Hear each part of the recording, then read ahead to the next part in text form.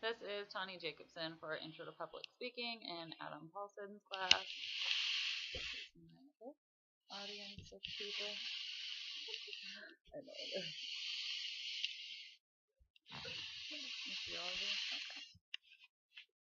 Okay. So, Tyler Clementi, 18-year-old university freshman with a passion for playing piano. Darylyn Butler, 7th grader from Arkansas who was queen at fall festival. Jessica Logan, an Ohio high school senior. Ronan Hughes, 17-year-old from northern Iowa. These are names of just a few of the over 30,000 individuals who commit suicide each year. What these people have in common is that they each took their own lives due to bullying. As you can see, they all have a different story. In the brief description I gave, you'll note that some of them were seemingly popular, some were younger than others, some were out of high school and on into college. When we think of bullying, we typically think it happens to your average high school senior. Everybody goes through it, and it's not a big deal. But we are wrong. It can happen well before high school and on into adulthood. It can happen to your average high school senior or even the most famous celebrities. Either way, bullying is not okay, and it should and can be prevented. Something growing at a rapid rate in the bullying world is cyberbullying. Cyberbullying is defined as the use of technology to send threatening or intimidating messages to somebody else. It can be through a cell phone, through Facebook, or via a computer. In fact, 42% of people who were surveyed said that if they had access to social media, they've been bullied within the past year. The average teen sends over 60 text messages per day. 7.5 million of the Facebook users in the world are under the age of 13. My point that I'm trying to prove here is that social media plays a huge aspect in the lives of younger people today, and it's a big part of bullying.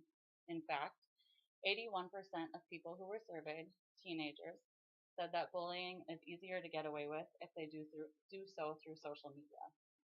While these statistics are shocking, what's even more shocking is that kids as young as 7 are reported as having their own cell phone, and kids as young as 10 have committed suicide due to bullying. So now that we know there is no clear-cut victim of bullying and that everybody is at risk, who are the ones that are doing the bullying?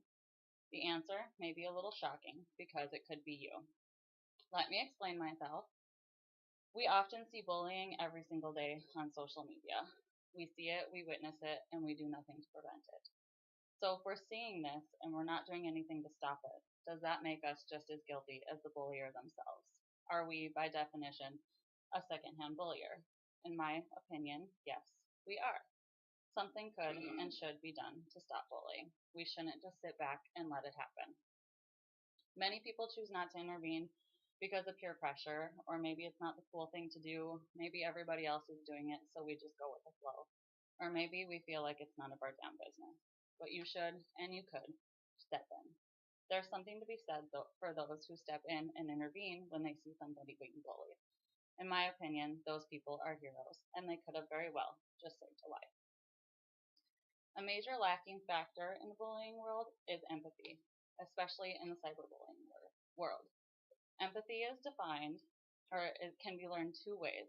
First, it can be learned by seeing or hearing how our words are directly impacting somebody else. Secondly, it can be learned by feeling that hurt on our own. So, if we're bullying somebody via social media, we don't see the hurt that we're causing. We don't directly see the negative impact it's having on somebody else's life. It's hard to feel empathy behind a computer screen. Take into consideration the Amanda Todd story. Amanda Todd was your average high schooler, and she took to Facebook to find approval through somebody she didn't know. She found that by sending inappropriate pictures to a man that she had never met before. He made her feel beautiful, he made her feel confident, and nowadays, very often, people are looking for approval through anyone who can give it to them. She found that, and then he went on to threaten her and say that if he didn't do things that were asked of her, he would destroy her life. She didn't, and true to his word, he did just that.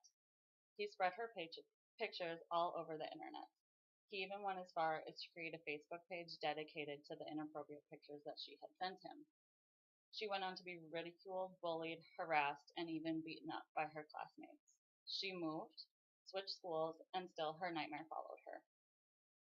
She then went on to make a viral flashcard video about her story. She went in the video in detail and talked about things that she had done to try and end her pain. She turned to drugs, to drinking. She even drank bleach to try and end her pain. Sadly, Amanda's video didn't go viral until after it was too late. She took her own life at the age of 15, and I can't help but wonder that if somebody had seen this video, something could have been done to stop this. Maybe somebody would have reached out to her and let her know that she wasn't okay. Maybe the man who was bullying her himself could have seen the video, realized what he was doing, and he would have stopped. Either way, I think that if her video would have been seen, she would still be with us today. I encourage all of you to watch the Amanda Todd video. You can find it on YouTube. It's under 10 minutes long, and it's truly moving. But for now, here's a short video to give you a little courage to step up to bullies and try to do the right thing.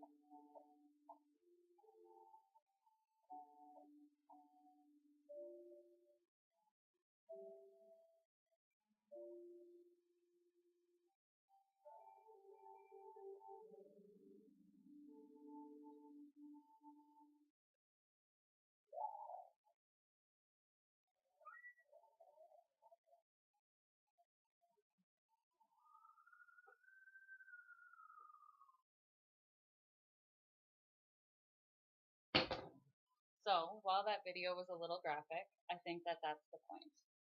Our words have consequences and they have actions. The things we do and say directly impact other people.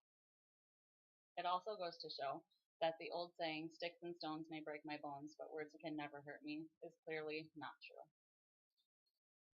So, what can be done to stop bullying and spread awareness about bullying?